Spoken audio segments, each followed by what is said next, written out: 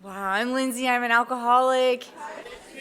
And now you get to know the real me. It's like I was on my best behavior to meet her. I want her to like me, but can't hide it up here. Thank you. Thank you so much for picking me up and being amazing. And thank you to Neil and RJ for inviting me on a, you never know if this is a good idea or not until about an hour from now, for you.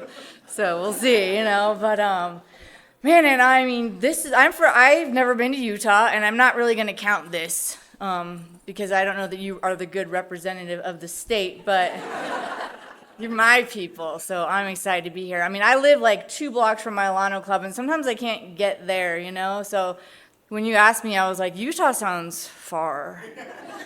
I don't know, and then the guy that's been here before, he's like, oh, but they'll feed you, and I was like, I'm there, if you're gonna feed me, I'm here.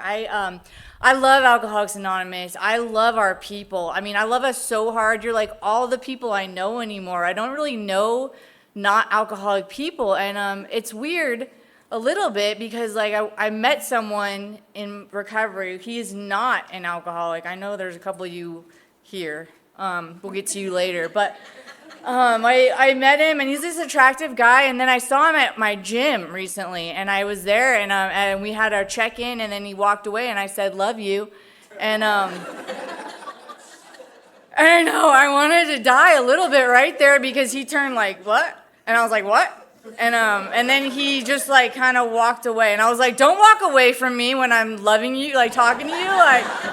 I was mortified though, like I was like, normal people don't say that to everyone, and so I don't go to that gym anymore, but I was like, I didn't mean it. I mean, I meant it, but anyway, so I'm only comfortable amongst you guys, and even amongst you, I'm sometimes a little bit awkward, so I'm just really glad to have a place to be, man, I'm from Iowa originally, and everyone's confused about Covina. I was too. I didn't know what Covina was. The only reason I found out what Covina was is because they have a mental hospital there, and that's the psych ward I landed in, and then I stayed, But I didn't know what it was either. It's a little bit east of Los Angeles. That's what it is. But I'm from Iowa originally, Urbandale, Iowa. A lot of tourists go there, I'm sure, but. I don't think that made me an alcoholic, but it might have, just being from there. No, I don't know. It doesn't really matter. But I grew up in Iowa, and my plan was just always leave. Like the plan was to leave. I had parents, as we often do, and I think that whatever you grow up in is like what is normal to you. So they might have been the most heinous people on the planet to me at times, but. It was normal. Like there was some dysfunction, but I think that's where everyone. I don't know. For me, it was that. And my mom was a bit scary. I had my sister, and she was like she and me against my mom. And my dad was not around that much because he was a bit afraid of her too, I think. But she's an angry woman. I mean, doing my 4th step, I learned that she was a person. I didn't realize that for a long time, But she was just a person, like doing her life. But I had like expectations of her for being my mom, like my friend Angela's mom painted her nails and was really demure, and that's what moms are supposed to be. And mine was like a sailor on the open waters, and she didn't paint her nails, and I was like, anyways, this isn't about my mom, it's about me. But I grew up there, and I mean, I'll get back to it maybe. Like a lot of times I start stories and then I start another one and I never finish or circle back to the one sentence that I had started. My thoughts are faster than my mouth, so I don't know, try to keep up, but if not, like, I mean, I know that newcomers are the attention span of a gnat, so like, I know, it's tough. And if you are new, like, freaking welcome. Like, I always forget to welcome you. Like, welcome, like, I remember, like, in the beginning, I just wanted to get 3 days. I was telling Myra that in the car today. I just wanted 3 days, and I know it's not, like, a huge goal for life, but that was my goal, and I could never do it. And I have now 9.5 years. Woo! I know. Thank you. Blows my own mind. It blows my own mind because wow, like I can't imagine. I was obsessed, as new people might know, but the days were like COVID years, like forever. And the years are much quicker now. I'm just getting old, and that's fun too. But anyways, I always knew I was an alcoholic. That's the thing. Like my sponsor, she didn't realize until she got sober, and then she learned in AA, like, oh, maybe I fit in. And I was like, I've always known. Now, I didn't know what that meant to be an alcoholic. I didn't know that was an allergy of the body and an obsession of the mind and a spiritual malady. I didn't know those things, but I knew that I had a problem. And I knew before I started drinking, like, I was like, I'm probably going to have a problem with that. Because I have a problem with most things in my life. Like, I can out-psycho anyone on anything. Maybe not in this room, but most rooms, like I'm nuts. Like I just don't moderate. So growing up, I'm this kid, and ho-hos. You know, ho-hos to me. I mean, a box is a serving. I'm done when they're gone. You know, like, and that's just anything. Like I am all or nothing in everything that I do. I don't understand what middle of the road is. And except for working. You know, but anyway,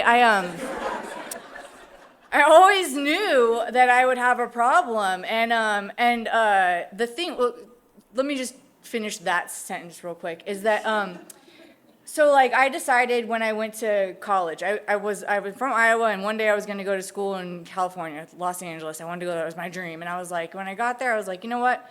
I'm gonna go on a diet. I don't want to be that fat ho-ho kid anymore. So my roommates in college were like, we're gonna give up carbs tomorrow. We're gonna start a diet, and I was like, great. I'm going to give up food tomorrow. I'm with you. I mean, you know, guess who lost weight first, you know? But, I mean, I didn't eat for 3 years. I was so hungry. But, and then, like, but that's what I'm psycho. And so then another thing was I was like, you know, I've never been a runner. I played oboe growing up. I was in the band, and I mean, I golfed. So I wasn't a real athlete. And I was like, you know what? I think I would like to start running. I'm going to pick up 10 miles a day. And then I started running. I just started running 10 miles a day, like no problem. And that's what I mean, like I can just do things. And so when I decided one day, years later, that I didn't want to drink anymore and I couldn't not drink, and I didn't understand that.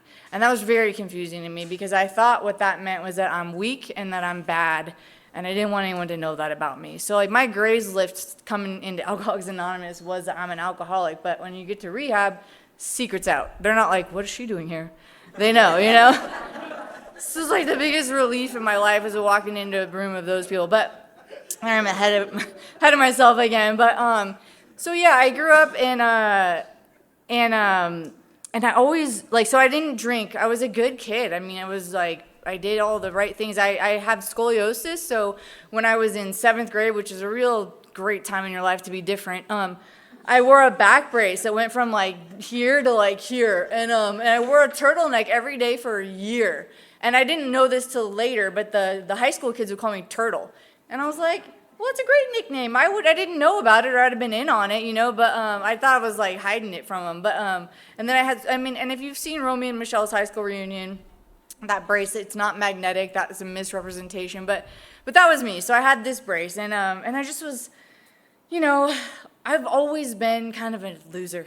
And the thing is, like, today, I'm still a loser. The difference is I'm okay with it today, and that's a result of Alcoholics Anonymous. You know, like, nothing's changed in that world other than I'm okay with it, which is amazing. But, so yeah, I started to drink. I drank the first time when I was 19. I had my sister. She's a year ahead of me, and she's my best friend, and we were at her house, and I was 19 years old, and I was going to LA in the fall, and they were like, kids that are good in high school, they go off the deep end when they get to college, so you better, you know, I better drink before I go and get it out of my system, you know, like, I'm going to LA, I'm going to get murdered, so I can't die without having gotten drunk, you know, and so that was the plan that night, was to get drunk. And that's the thing, like, a normal person, I've heard, is chew drinks, and then they decide to stop. Like, they make that choice, you know, and maybe they are a little bit tipsy, maybe they pee a little bit more than normal, but they're calling it a night, and I'm like, oh,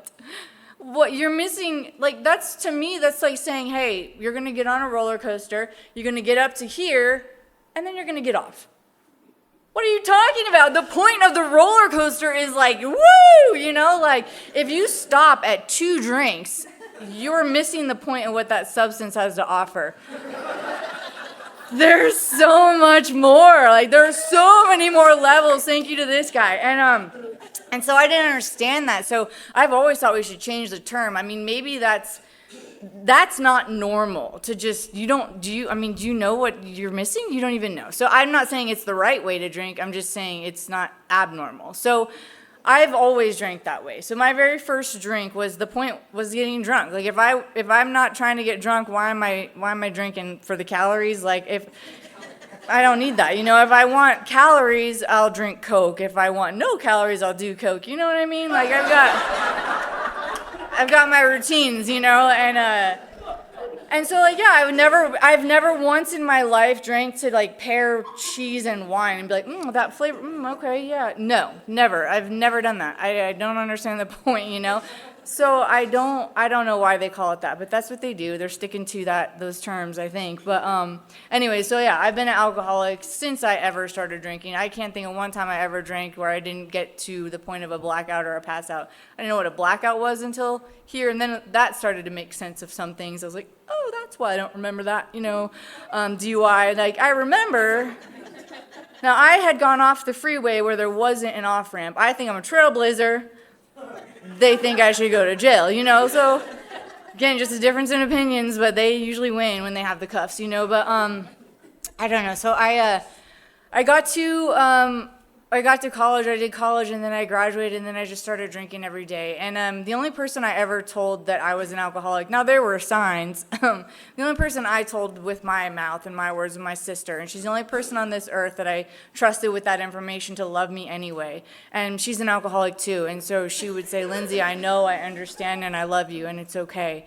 And I always had that wrong too. I always thought that unconditional love was something that I was going to get from you. And I didn't know until I got sober and I met you people that I had it wrong all these years. And I thought, no one's ever going to love me like she did. No one, you're going to cheat on me, betray me, lie to me. Now, I'll probably do those things to you as well, but that doesn't matter. You can't do it to me, Like, I need you to love me. And I didn't know until I got here that unconditional love is something I have for you, not something I get from you, and that's abundance, Like that's what Oprah has. Like everybody can have love. You're never like, whoa, stop loving your neighbor. We're running low. Like it's like, hey, go ahead, love them a little harder. We're fine. We got plenty, And I didn't get that.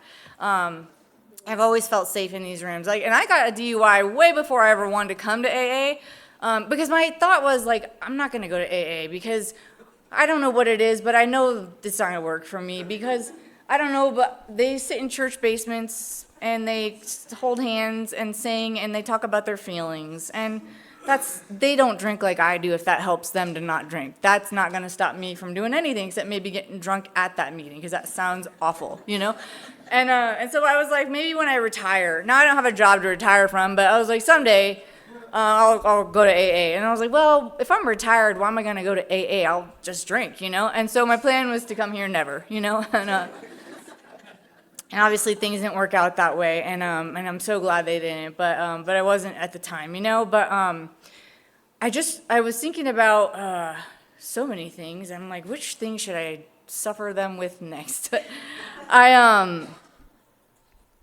When I got here, I had all this shame and guilt, and I know that like when you're new and you have 30, 60, 90 days, it's like I'll speak for myself. When I was new and I got 30, 60, 90 days, I started to feel better. I didn't know that I was in a grace period where I no longer had a solution, which was drinking, but I didn't have a solution of the steps either, So I was just in this interim where I was just a matter of time before I would either get my solution or drink again. And I didn't really understand that, I am like so, it's like I went off on another road just then. I can't remember what I was going to tell you, but my DUI. Got this DUI. And yeah, thank you. And I went to, they made you go to DUI classes, and then in those classes we had to go to AA meetings. And I remember like everyone in my DUI class, like we were fun. Like we would go drink together after the class, and like I loved that class. They tried to make everyone feel like they had a problem, which come on, I mean we did, but I didn't want them, I didn't want you telling me. So all the kids in my class, I say kids, we're like grown 40-year-olds, but they were getting their cards forged. Like, they were just forging them. And so I was like, well, I can't make my class think I have a problem, so I got to forge them too. But I did go to one meeting to find out how to forge them. And I remember that meeting. I'll never forget it.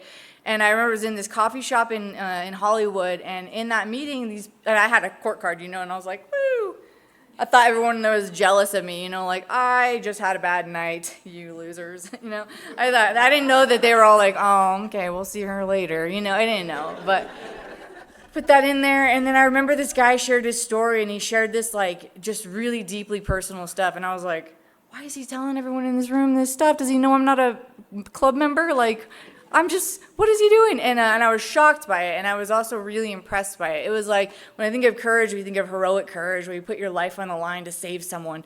But then there's ordinary courage, which is when you put your vulnerability on the line to save someone. And that's what happens in every meeting of Alcoholics Anonymous that I've ever been to, and that's where I'm hooked, because that's so beautiful.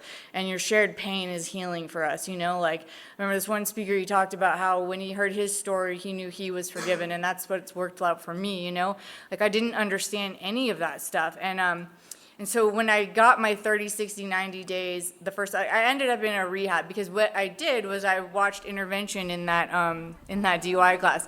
And I was like, oh, okay. So if things ever get really bad, I'll do that. And I was like, I would watch that show, and I loved it at first. I was like, look at these losers. And I'd be drinking and be like, look how bad they are. And then eventually I started to get kind of that bad, and I was like, oh, this show's dumb, But one thing about the show was, like, I was like, wait a minute. Every episode, if you get, like, to this one part, they're like, and then they talk about their trauma. And it's like they had this vile childhood where their uncle murdered their mother in front of them, and their father touched them. And if those things happen to you, I'm like, wow, they deserve a drink, And I was like, I did get forced to be on the swim team at my country club, and that was awful. So I guess I get it, But I was like, man, I'm even worse, because I don't have these reasons to be, like, drinking all the time. Like, I just didn't understand it. I mean, I met this girl one time when I got sober, and she told me this story about how her mother set their house on fire when she and her sister were 2 and 3 years old, with them in their beds, and left. And she called their dad and said, if you want to see your kids, you better go get them, because the house is smoke. And I was like, you deserve a drink, ma'am. And she has a good relationship with her mother today. And I was like, do you know what she did to you? Do you remember? I have a problem with it, Like, I'm carrying that resentment for her. I'm like, we are not cool with your mom. She's cool with her mom. Like, I mean, you work these things out. But anyways, I'm like, those people deserve a drink. I mean, I know a lot of people that deserve it. And I didn't understand that it wasn't ever about that, And then one of my other favorite guys, he talks about how, like, if I still look at a bottle and I see a solution in that, then maybe I'm not done. And I can look back on when I stopped drinking this time, and I didn't know it at the time, but I was done. And thank God for that, because I look back and I had got 5 months when I got put into sober living. And I say put into, I felt like I didn't have any choices, and I did. I had a choice of, like, under a bridge or sober living. And I had to think about it a little bit, because I didn't want to go into a soup kitchen for transient women who suck at life, But then again, I was about to go under a bridge. And I really, indoor plumbing won me over, I was like, okay, there's bathrooms there, so I'll do it, But I wasn't thrilled about it. And I just remember, like, not what I was about to say about that. But yeah, oh man, I think I'm just nervous because I'm in Utah. I'm like, do you have sober livings here? I don't know. Anyways, I got forced to go there, and I was there, and it's been the best thing that ever happened. I was there for 6 years, so I'm not knocking it. I'm just saying, like, I didn't want to go there. It wasn't like where I, like, laid awake at night as a child dreaming of the day that I would be in a sober living house, But I got there, and I got removed from alcohol, and I got 5 months of sobriety the first time I tried it out, And the thing was, I started to feel better. My face started to come back to, like, human skin, where, like, I was so dry from vodka and just drinking, and it started to come back to normal. I felt better. I got the top bunk I'd always dreamed of. I got a job, like, that I could walk to at this pizza place, and I got the boyfriend at the other sober living, and he was the assistant manager of that one. And so we were gonna sweep the nation with our recovery story, And he wasn't even gonna kiss me until I dropped my fifth. It was serious. And I mean, I met soulmates in recovery, in detox, in rehab, like, soulmates. These men understood me for the first time in my life, like, they really got me, like, and I didn't understand when people would say, Lindsay, stop making a guy your higher power. And I would get so offended by that. I would be like, please, if there's a God in the relationship, it's me. And that's not what I'm doing. And they're like, it's what you're doing. And it was what I was doing, but I didn't see it that way. What I was doing, I was making this guy my solution. I was making somebody thinking I mattered my solution when I never felt like I mattered. I knew I was a fraud. So like I thought, well, if you will love me, then maybe I can matter. And I'll do you the favor of dating you. You're welcome. Really hurts when that guy dumps you, you know? You're like, excuse me, I was doing you the favor. You do not walk away from me. Yeah, so I'm used to that. But like, I just didn't understand. I thought they could fill some imaginary hole that I thought I had by making me feel like I had value. I didn't know that the day I walked into Alcoholics Anonymous and the day that I stand here before you that my value is unchanged. I felt like when I walked into these rooms, like you guys mattered. I saw people that floated around a little bit. They had laces in their shoes, which was pretty neat. And they looked like they showered and had jobs and stuff like that. And I was just like, wow, these people are living, you know, and they matter. And I knew I didn't, you know, just felt like I didn't. And it was terrible. It was like such a horrible way to feel. Like my sister committed suicide, and this was 2 years before I got sober, so it didn't stop me. But, you know, she was the only alcoholic that I had told. And so when she did that, it's the most excruciating pain I've ever experienced in my life, emotionally. But I was never mad at her because I understood immediately. I was like, I get it. I hate that she's gone. And then I was like, well, I can't do that to my parents. So I thought, well, I'll wait till my dad dies, then I'll kill myself too. But you guys, he's a survivor. That man, he is still going. He's like 85 years old. He's doing great, you know. And I'm glad. But at the time, I was like, I can't hang on anymore, you know. But yeah, she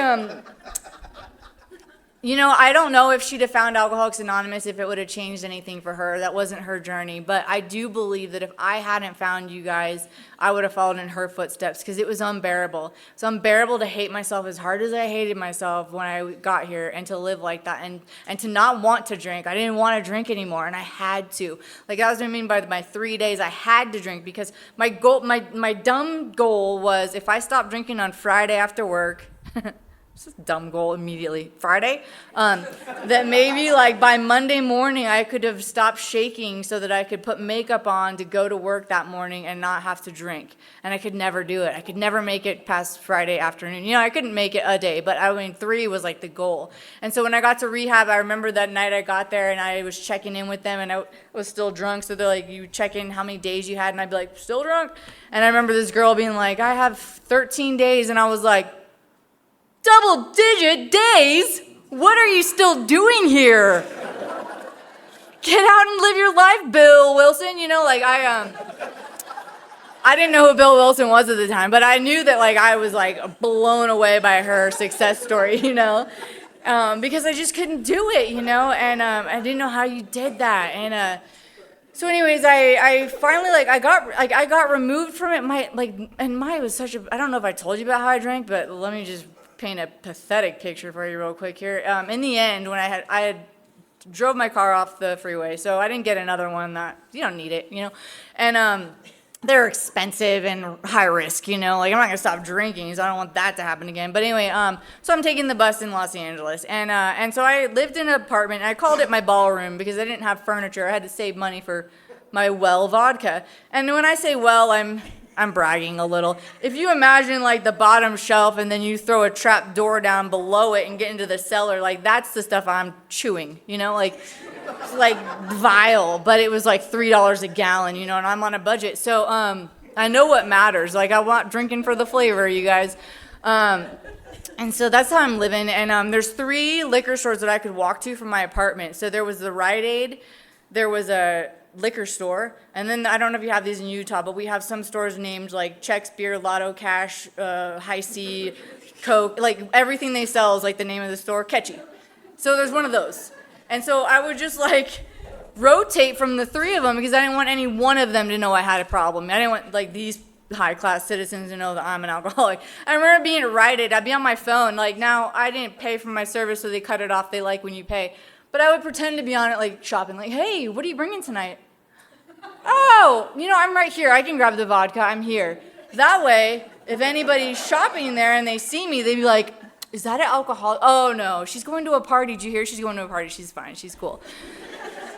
As if anyone's doing that, you know? I've never once before or after then gone to a store and looked down the liquor aisle trying to catch a drunk. go, where are they? I know they're in here. I'm going to find them. Never.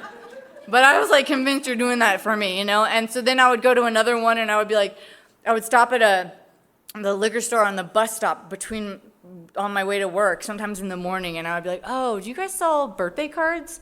I'm there every day. He's like, no. And I was like, oh, you know what, then just the Jameson, I'll get the card after. I was going to try to, get on the way to the party, as if I'm fooling these people, and as if they give a flying, no one cares, that's the thing, the bondage of self. I care, and I think you care, but you do not care, and then I just got, to the point where I wouldn't leave my apartment, and I had, a little bit left in my bank account, and I would use it to call Grubhub, and I'd be like, hey, can I get some vodka and some mustard? Just throw in a little grocery there, just to look normal, mustard. That's a normal person would do, I think. I'll check with them, I don't know. But anyways, it was just exhausting. And I'd be drinking and crying and sobbing because I didn't want to be drinking, and I had to, and it was miserable. And the thing was, I hated myself so much in all this period. So that's the part that I'm not bringing up, is that I just hated myself so much. So I got those 5 months, and I got that boyfriend, and I thought everything should be great. My life's on the up and up. And it came to a point where I was like, I'm still miserable. If this is it, wow, woo. And thank God it's not it, you guys. If you're in that state, I promise you it gets better. I look back on when I was 19 and that drink that I had, and I can describe it to you today the way that I couldn't describe it to you at the time. What happened to me that night was a spiritual experience of magnitude I'd never had before. I took a drink that night. I took several drinks that night. I got wasted. I said, how do I know when I'm wasted? And they said, well, when you go like this, if your eyes wobble, you'll know. And I was like, I did it! And what I did that night, and keep in mind the ho-hos, the scoliosis, all that jazz, I'm with my sister, my best friend, and my sister had some guys over, and I decided, you know what, you're welcome, I'm going to put that bikini on, I'm going to get in the pool with you guys. And I was like, yep, you're welcome. They weren't welcome, but the thing was, I didn't care. For the first time in my life, up to that point, I felt absolutely fine in my skin as me, and it didn't matter. I was relieved from the bondage of self. And I don't know if they tell this to you in your groups, but they tell us, there's nothing beyond your wildest dreams you can have in Alcoholics Anonymous. And I know that everyone starts being like, well, you don't know my dreams, they're pretty wild. And we're like, we don't want to hear it. That's not what we're talking about. At least that's not what I'm talking about. What was beyond my wildest dreams was that it was so far beyond my wildest dreams that it didn't make the dreams list as an option. I didn't even think to put it on there. And that was just as simple as I would like to wake up every day and be okay with being Lindsay. Just okay. Not better than anyone, not worse than anybody, just shoulder to shoulder. And that's what we found here. That's what I found here, is that everyone is here and we're shoulder to shoulder. And, we have a sponsor, but they're not our boss and our dictator and our man. I'm not firing her or hiring her, it's not her job to get me sober or to get me drunk, and she just shares her experience with me, and thank God we don't, thank God we don't kick each other out, because she'll say, hey, this is the experience. We just share our experience, and then I share my experience, and hopefully I come back from it when I've done what she told me not to do. Because I'm going to go do my own thing anyways, and then when my life finally started to shift a little was when I stopped taking her suggestions and tweaking them a little bit. Well, you don't understand, I got to do this a little differently because I'm different, but most of your stuff's good. No, when I stopped doing that, it didn't matter what she told me to do. What mattered was that I was willing to do it. And I started to chase her with a desperation of someone I just didn't want to die. I didn't want to kill myself. And the thing is, and they would tell, I try to find, the things that are wrong with everything they tell you, not because I want you to be wrong, just because I like to argue, I guess, but it'd be like, hey, you got to change one thing, and that one thing is everything. And I'd be like, oh, really? We got to change everything? I've never murdered anybody, so do I need to start killing? And they're like, no, you need to be willing to change everything. I was like, okay, so that's different. And I was like, all right, the willingness for me. I know they talk about honesty and openness. Those are secondary. I'm still a liar. But I'm willing to do things differently. I don't see a bottle and see a solution.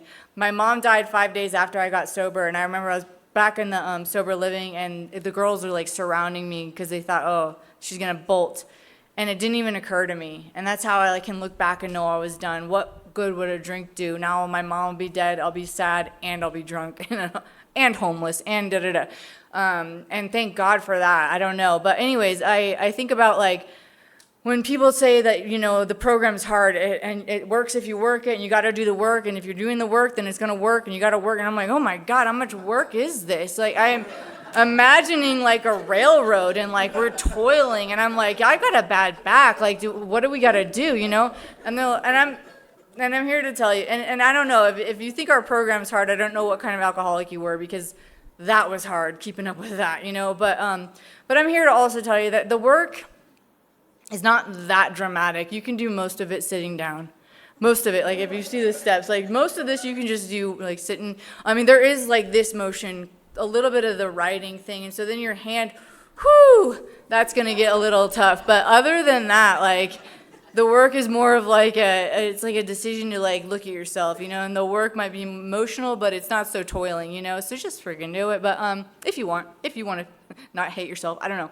But the thing was, like, I didn't understand that was what was available to me. So, like, when I would drink, I would have this instant relief. But the thing I didn't realize about it was that it was always pretend. It was always a facade, and every time I sobered up, I went back to how crappy things had been before I got drunk in the first place. And the relief I got from the 12 steps has been sustained. It's been far greater than any relief I got from drinking. So, yes, it's a little bit longer of a process, but it is far greater than the drink that I got, And so I imagine, like, when you get 30, 60, 90 days, and I didn't understand why I still hated myself, I was like, well, because it takes a minute, And I was like, look, I know I don't have a self-esteem, but can you tell me how to get one quickly? I'm like, well, you got to do esteemable acts. I'm like what? And they're like, well, return the shopping cart. And I was raised right. I'm from Iowa. I do return the shopping cart, but also I have $3 to my name, so I don't really need a shopping cart. So I guess I could go return every shopping cart in every grocery store in Los Angeles, and I think that I would probably go to bed tonight still hating myself. What else you got? Like, no, just keep doing stuff like that. I'm like, ugh. But the thing is, it's kind of like what you got to do. Like, I don't know. I've never laid awake at night. Like, oh, okay. So the book has this, I have read the book. Someone, I was like, what book? I've read it. There's a blue one. It's about alcoholics. But anyways, I've read it. It's good. You should check it out. And inside it says, inside every man, woman, and child is a fundamental idea of God. And when I hear God, I think religion, and I am out. Like, I'm not here for that. And thank God, my sponsor was like, that's okay. Don't worry about finding God. It's not missing. You just do the steps and you'll have your own experience with God. And I could work with that, And what I found for myself is that inside every man, woman, and child, what that means for me is that inside every one of us is kind of a moral compass. And mine's aligned in such a way that I'm not okay with behaving a certain way, and I don't feel good about myself when I am. And the thing about drinking is that I can't help but be the person I'm not okay with being. I've never once laid awake at night wishing that I'd punched that girl in the face today. Never. I haven't punched a lot of girls in the face, but I've often laid awake at night wishing I hadn't said what I said. I wish I hadn't hurt their feelings, because the person I'm okay with being is not okay with hurting you, and I can't help it. If you get between me and my drink, you're gonna lose, So, like, here's the thing, like, when in the best case scenario is that I would get drunk and I would pass out immediately. And that would be my best case scenario. But that's not what my story is, And I can look back on a time when I drank every single day for 10 years. I can't think of a day in 10-year period that I wasn't drinking, which means that I was getting passed out every single day and acting like I act. And so my best case scenario is that I just immediately pass out. My second scenario is that I'd probably do something humiliating, and that usually involved a cell phone. So, like, if there's any cell phone developers, and this is what I throw out into every room I go to because I want to help the next generation of us, if there was an app where if you had a sensor where if your blood alcohol content was above the legal limit, it would sense that and disable your chat. That would be brilliant, because I would just not look at my phone, and I was like, it didn't happen, because I would just be like, no. But my worst case scenario is when I'm drinking. Before I pass out, I hurt somebody, and I hurt them with my words and my actions, and I'm not okay with being that person. So being that person, I was being that person every single day for 12 years, one day at a time. And so slowly but surely, I'm chipping away at my self-worth every single day, one day at a time. So when I have 30 days and I don't suddenly, like, jump through rainbows feeling good about who I am as a person, it's okay. It's going to take a little bit longer, and that's been my experience in AA. It's been far worth it, When you go to a room and you say, I want what they have in there, and you're like, well, what do they have? It's like, well, we do tell you. they've had a spiritual awakening as a result of the steps. So it's not like just they have a new car, it's like they've had a psychic change of some sort, which for me, what that looks like is if I could just boil them all down into like one concept, it's don't be a douchebag. Which is a big concept, it's a tall order. I was like, wait, is there anything else? Like, no, that's just it. So I didn't get sober right away, but I did not have to trick myself a little bit. Like, not that it's hard to be a good person. I don't think it's hard. It's just sometimes you guys are really difficult, and hard to be nice to. So I would like fool myself. And I'm going to throw some tricks out there. I know some people are new, and you can use these if you want to. They're just free gifts for you, little gifts. Because I have to fool myself with my own brain that knows what I'm fooling myself with. But that's how dumb I am. But so here's one. I was working at this pizza place, and it was beneath me. I was working there with all these 12-year-olds, and it was beneath them too, if I'm being honest. But I would pretend I was mopping my Alano club and stuff like that. And someone would come in at 5 minutes to closing. And I don't know if you know that person or if you are that person, but that person needs to be set on fire, If you're going to come in right before we close, you better be getting it to go. You do not sit down. Do not get your family comfortable. No. And so I would hate that person, and I couldn't hide it. But really, what do you want? Now, if my sponsor walked in at 5 minutes of closing, that's a different story. I would throw out a red carpet. I'd be like, do you want me to go milk a cow for some fresh milk? What do you want? I'll give you anything. And so I started telling myself, hey, why can't you treat a stranger that way? Why can't, so I'd have to pretend they were her. And I'm like, oh, okay. And then I had this woman come in one time, and I'm coming from the back. She's coming from the front. She comes to the cash register. She's coming in hot. And she starts screaming at me. Now, I'm newly sober, so I'm thinking to myself, all right, pause, agitated.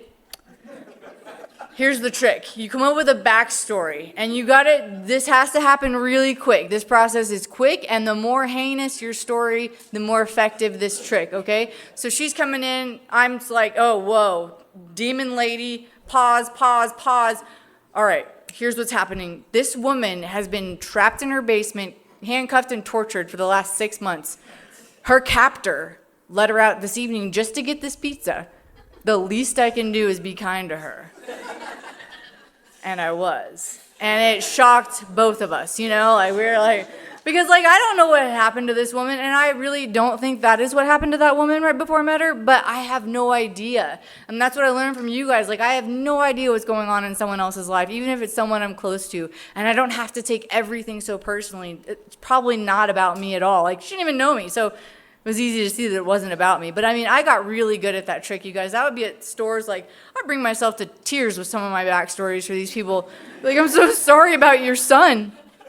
They're confused, But it was a trick. And then what happened is over time, it became less of a challenge to just automatically choose the kinder way, And those are just so here I've learned so many things that I wasn't ever setting out on my journey in life to do. I wasn't thinking, one day I want to get spiritual so I can be a kinder person. It was not on my list of to do. It was not important. And it's my favorite thing about being an alcoholic today is that I get to discover all these ways to look at myself. When you guys are the problem, it is impossible to get you in line. You are so freaking different. It keeps me angry. But if I'm the problem, I can do something about, not a lot, but I can do something. I can at least look at it, and becoming willing to look at myself has been the greatest gift I've found here. My willingness to be wrong today. Here's the thing, I would never I'm not ever been that person that I have to be right. Those people I'm right about everything. I've never been that person. I've just always been right about everything. So it didn't occur to me, And I remember my first psychic change. It was such a dumb one, but here it is. I remember I would know things to the core of my soul. And one of those things that I knew was that song Free Falling, and I'm free. That song, that's in Top Gun. And so every time I would hear that song, I would be like, oh, I love Top Gun. And everyone I ever said this to was always what's the correlation there? Why are you saying those things together? I was because it's in the movie. They're it's not. I'd be another wrong person. I don't have time, Finally, somebody stopped me, and they're Lindsay, that song wasn't written yet when that movie came out. And that gave me pause. I had to Google it, And it turns out I was wrong. And my head blew off my neck that day, and it was oh my God. I knew to my soul that I was right about this. I could see it. And what shocked me was I was what else am I wrong about? could I be wrong about something that mattered? Like, I don't know. And I got kind of excited about it. And then like now it's like I'm almost gone too far to the other side. You know how I am, extreme. So now I'm like, I'm wrong. I'm wrong about everything. I don't trust anything. My dad texted me one day. He said, hey, Lindsay, he spelled it Landsay. Now I've been spelling it EY my whole life. But this is my creator, you know? And I was like, I don't know how to spell my name. Like, I don't know. Like, I think he's just old. But either way, like, I don't know. Like, and it has changed my life. It's like made my life so much freer just to be like, maybe I don't know. And what am I going to learn if you know? And I don't know how much time I still have. What do you think? Oh, great. I can tell you so many more tricks. But yeah, like didn't even know. Like I didn't know that those things were available to me. Like I didn't know that our life is about our perspective. And that's what I got here ultimately was that the same situation. I follow this spiritual teacher that I'm obsessed with, and he talks about how the now is like, like everything in this life is neutral. My opinion about it is positive or negative. Like I don't actually know, and things that I think are bad turned out to be real blessings and real gifts, you know. So like for example, like one day I was driving to work and I got a flat tire and I was like, oh no, this is the worst. And then I was like, flip it, Lindsay. Half day at work. This is the best, you know? So it's just a matter of how you spin your own thing, and like that I can accept everything as it is and not have to judge it. And I didn't know that was something that I would find to be here, you know? I just remember I didn't want to be in that sober living, and then I chased, like I told you, I chased that woman because I saw this woman in AA and I felt like she didn't hate herself. And like I had gotten removed from alcohol, and it wasn't a matter of that at this point. And then I started to just chase her. I was like, please, I'll do anything. And that was what changed for me. It was not what she told me to do. It was that I would do it. And I don't know, I've had so many opportunities as a result of that. Like stuff that I would never have done before, people I would never have mixed with before.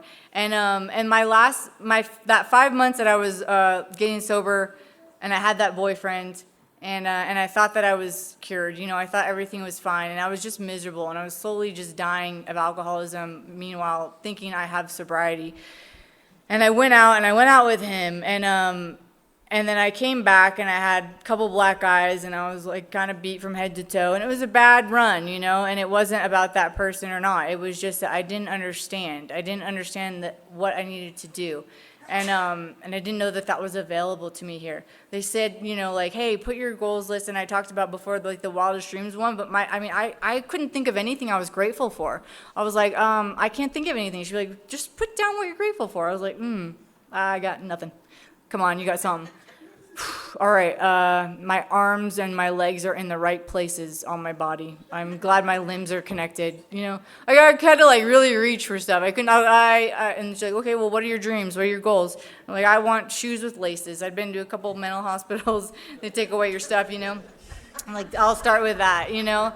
And I remember the first detox, and they teach me how to color, and I was like, I am honing that craft, but I really feel like I'm gonna drink when I leave, you know. And I didn't get it. I just didn't get any of it, how any of it connected. And I know, but I did. I made a bracelet one time in rehab arts and crafts, and it was a really nice one. And I wore it outside in the world one day, and someone said, "Oh, I love your bracelet." And they're like, "Where'd you get that?" And I said, "Detox." And then I just walked away, and they, to this day, are probably still like, what company is that? You know, like, don't worry about it. That's where I got it. And I don't know, like,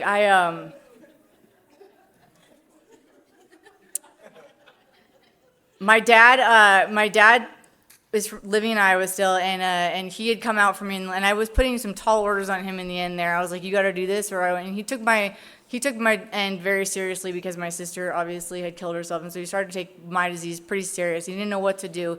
Our people are helpless. They don't know what to do for us, and we can't tell them either. And I mean, I see other alcoholics, and I'm like, God, you're a problem, and we're such problems, but we're sick, and I didn't get that. I didn't get we're sick, we're not bad, and I learned that here. But he flew out there, he did everything I asked him to do and more, and he tried to move me back to Iowa thinking a geographic would work. But I remember I went to visit him when I was about 4 months sober, and my real 4 months, like my real sobriety, which is April 10th of 2016.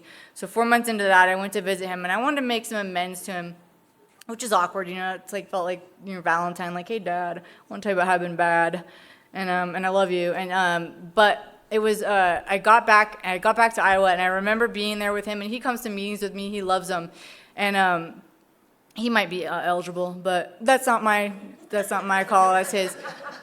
But I was home, and I was visiting him, and I'd had a good week there with him, and I remember my cousin came by to say goodbye to me, and I was upstairs in my dad's house, and I hear them talking about me downstairs, and she's like, well, how's it been having her here? And he's like, it's been wonderful, you've seen her, she's so happy. They're all like that. And I was like, they're not all like that, Dad, but we have the opportunity to be like that, It's such a gift, and we don't even necessarily know that we have it. It's just ours to open, and finding us is the first part of it. And so when he took me back, I waited till like the very end, he took me back to the airport, and that's when I was like, okay, is there anything I can do to make it be a better daughter, And what he told me was just, hey, just stay with those people. And that's the one thing I've done right in these 9.5 years is I've stayed with you guys. I mean, not always like, the fellowships can be a problem. The program's perfect. The people are a little, not these people, they're just in Covina. Like, oh man, we've got some doozies over there, and but the program is beautiful. And like when you see someone and they say like, I've been in these rooms for 70 years, you're like, oh God, this room? Jesus, really? Like, this is it? Like, no, not the walls, like, in the program. Like, I can go anywhere and do anything, And they said, put your goals down. I was like, my goals, whatever. Like, and they get annoying. Like, nothing's too big. And I was like, fine, relax. I want a house on the moon. I'm here to tell you I don't have that house yet, but I thought more about it, and I can imagine getting groceries up there, like it would just suck, so I don't want that anymore, but that's what they told me, So anyways, I'll finish with like the return for me to Alcoholics Anonymous this last time when I was beaten. And I was full of so much shame, like I know that we say it to everyone, but I didn't hear it until it became my story, and that was that you're welcome here, no matter what. And we don't kick anyone out, and we don't refuse anyone entry, like I thought I was, like they're never gonna take me back. I'm the worst one that ever lived. I didn't understand that like, if I really believed step one, that I'm powerless, that it didn't mean that I was bad, it meant that I'm powerless. I have no tools, I have no solution, I need you guys, I wanted to find out what you were doing and then go do it by myself, which is impossible. It's a we thing. I didn't want you guys, but now I need you. But anyways, I got put back in my sober living that I had, I was so ashamed. I had this hat, and I would just wear it, and I would cower in meetings and sit in the corner, and I knew you guys mattered, and I knew that that I didn't, and I still knew that I didn't have any value. And I remember coming back, and now when I'm on phase one in my sober living, you have to go with a girl that's been there longer to do anything. So I went with this lady who's a 3. We went to the grocery store, and I don't know if this woman's in here, but I wasn't the woman at the time. She's that lady that goes down every aisle of the grocery store. Every aisle. No, I respect that, but I mean, God, I had $3. I just need to swing through the checkered lane, get some gum, and be on my way. To nowhere, mind you. Like, I have nothing going on, but I didn't need to be there, I just got to go. And we were there for 72 hours. I don't know, like, forever. And so I'm just standing around, and I see this guy from my home group that floats in, one of those guys that matters and is, like, really spiritual. And I'm like, oh, my God, I don't want him to see me. I don't want him to talk to me. He probably doesn't know who I am anyways, but I was, like, so scared. And I'm just cowering. And then across the grocery store, he's like, Lindsay! I'm like, oh, he knows my name, and I'm like hot, and things are happening, and he comes up to me, and I was like, here it comes, he's gonna lecture me, he's gonna tell me, we told you not to date that guy, we told you to do your steps, we told you to, and I thank God that's not what he said, like that would make this a terrible story, but no, of course that's not what he said. What he said was, Lindsay, thank God you're back with us, please stay. And then he floated off, and I've never forgotten it, like that tiny kindness in what he said, like, He forgot it immediately, except that I remind him every time I see him that it changed my life. In that moment, I felt like I mattered. I felt like I was seen, and I felt like if I did, in fact, stay with you, that maybe I would be okay. And so that has been my experience in Alcoholics Anonymous, and it is my deepest hope is for anybody coming into Alcoholics Anonymous, returning, you're brand new, you've got 47 years, whatever it is, that when you come into one of our rooms, you know that here you matter, that we see you here, and that any single person here, if you want to know how to stay, will tell you how they're staying. And so thank you so much for inviting me. That's all I got.